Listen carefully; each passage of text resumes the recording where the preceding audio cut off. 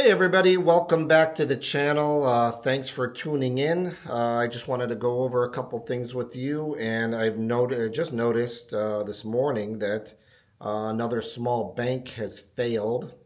Saw this come across on Zero Hedge, and it says bank failures begin again. Philly's Republic First seized by FDIC. Obviously, it's some kind of small bank. I haven't really heard of them. It says in the article, the FDIC just seized the troubled Philadelphia bank, Republic First Bank Corp, and struck an agreement for the lender's deposits and the majority of its assets to be bought by Fulton Bank. Never heard of them either.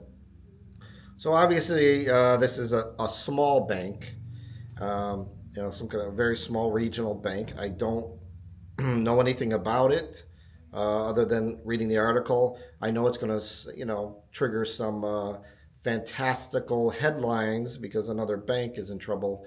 But since it's just a small bank, it doesn't really shock me or worry me or anything like that. Of course, if it starts cascading again and other, larger banks start to go down, then obviously we're going to have a really big problem. We did have a scare with the banks out in California and in New York, I believe it was. But we'll see what happens. I'm no expert on banking. I just know, like, it, gives me warning signs when I see this stuff, and I'm going to pay attention to it. Obviously, I'm sure you guys pay attention to that kind of stuff. We'll see what happens. This bank, as I'm reading through this article, it doesn't look like it's very big. So like I said, I'm not all that worried about it. But I want to talk to you today about uh, current, current conditions in my shop. What I'm seeing.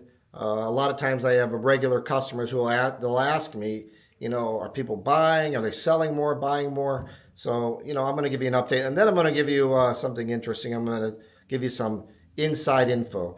I'm going to tell you some wholesale pricing that it costs me to order from bullion houses, big bullion distributors, and what they're charging right now. And, it's just interesting information. Most of you don't have access to that. I do, obviously, because I buy wholesale from them, a couple different sources. But, I'll go over a list. I'm not going to say what company it is because that wouldn't be right. But I'm going to tell you what it would cost me to order certain bullion products right now. But so as to the store itself right now, with bullion, me selling bullion, I'm still selling it. It's not as busy as it was.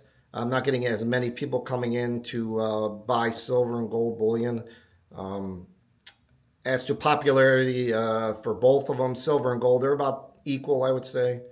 But I'm not seeing a large amount. I'm still selling every day. The regular guys are still coming in to buy it. But it was very, very big for a while, and it seems to have calmed down a little bit. Um, you know, the way the way psychologically this works with a lot of bullion stackers, silver and gold stackers, especially the new ones that haven't been doing it very long. And I've talked about this before. It seems like a lot of times when it's running, it's going up, it's on a steady uptrend. These guys, you want to buy it at the higher prices, and when it's dropping, they start selling. So I don't know why that is. That's some kind of psychological thing. They do that with all markets. And, talked about this too. The big boys know that kind of stuff, and they know how, the herd works and how our minds work. And they use that against us. But I'm going to go over some pricing. First, I'm going to go tell you what on certain popular items it would cost me to order this stuff. So here we go. 1 ounce gold bars.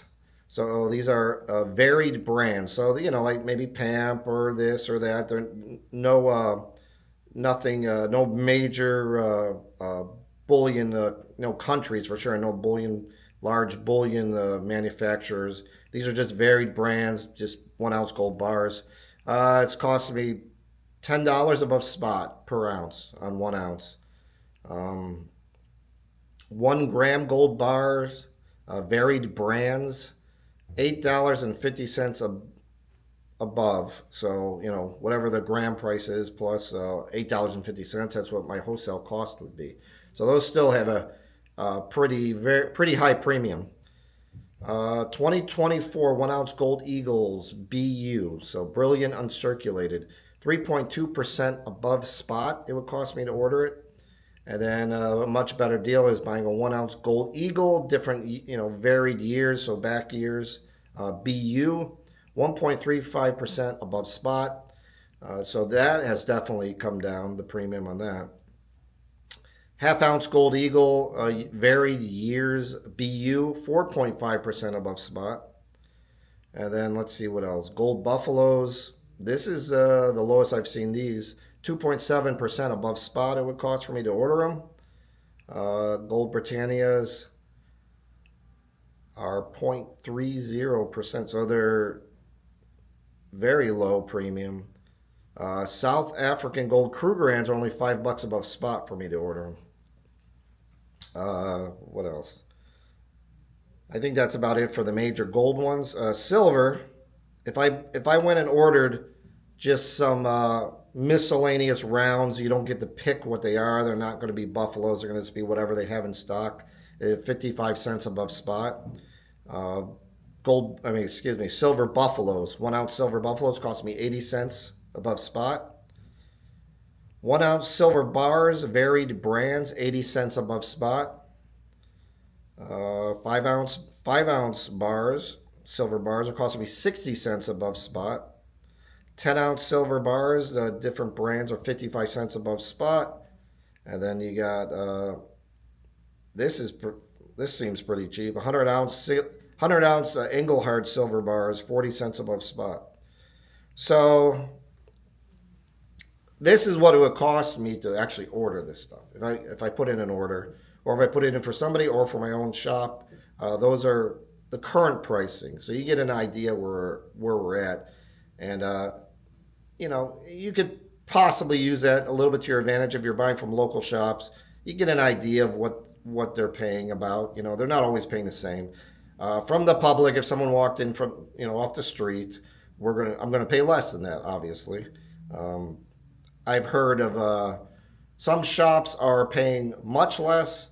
Some of them are paying like $2 below spot on silver, generic silver rounds to the public. I don't do that. Usually I'm paying spot or just under spot, maybe 25 cents under. And, the way I look at that is, first of all, I don't want to gouge anybody. It's not my business model. And secondly, I'm getting it cheaper than I get it wholesale. So I do prefer to buy it off the street. But, why would I gouge people if I'm getting it cheaper anyways and it will cost me to order it? Because I still need it. I'm still selling it. So, yeah, I think a lot of dealers, it could be a dirty business. It's not illegal or immoral, in my opinion. It's just, they're trying to make a living. But as you can see, there's another silver channel on here, a big one, and I'm sure you know who it is. And he's a really nice guy, and he calls around a bunch of these shops, and he gets to, he asks what they're paying for stuff, and that's pretty interesting knowledge. And it surprises me that some of these shops just are paying so low. I don't know if they're afraid that's going to pull back or what. They're trying to protect themselves. So like here in my shop, when somebody walks in and they want to sell me whatever, anything off the street, I have to hold it for a week. So there is some risk. So the risk is very high with gold, especially. The other day, I had somebody come in with 41 ounce gold maple leafs. And I literally just told them I didn't want them because usually on something like that, I'd pay normally like $50 under spot or something like that. And the problem is I have to hold it a week, and that's a lot of money to lay out for a very little profit, and I could get burned very badly. So something that large, I usually just turn it away or send them to a bigger dealer because I'm not that big of a dealer and I don't have money to do, to take that kind of risk. So there are instances where I turn stuff away if it's too much for me to handle. The big guys, of what I heard, where he went to another local shop, the guy paid him, I think $80 under spot per ounce. So, most of these dealers are a little bit nervous right now. Uh, Gold, it looks like with gold especially, that it appears that temporarily the uptrend has stalled.